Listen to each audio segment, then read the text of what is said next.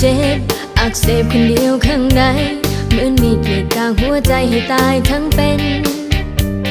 จับมือกันมาตั้งแสนไกลอายมีคนไม่ทีบน้องกระเด็นสิ่งที่หูสิ่งที่น้องเห็นคืออายนั่นแหละน้องห่วงน้องหึงจนต้องพึ่งเหล้าขาวคู่ใจอยากกินแล้วเปลี่ยนนิสัยให้มันนักเลง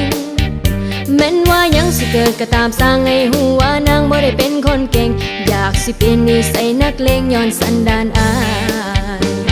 มือนี้ได้ยินข่าวว่าไอ้พาผู้สาวไปเที่ยงหน้าใหญ่จึงอยากสิไปก็ความวุ่นวายกินเหล้าให้เมาแล้วก็ไปพานให้อายลำคาญบ่อยากเฮ็ดหยังนี้ในใจพ่ออยากสิที่แฟนใหม่ของอาย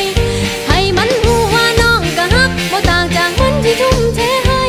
แต่สิ่งที่มันเปลี่ยนไปคือสันดานอายมันบ่ฮักดี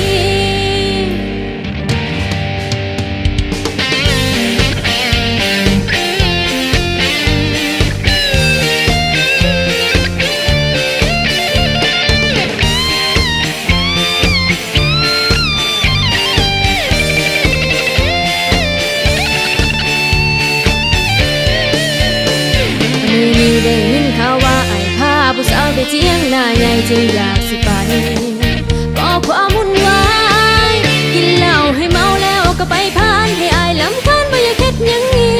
ในใจพ่ออยากสิที่แฟน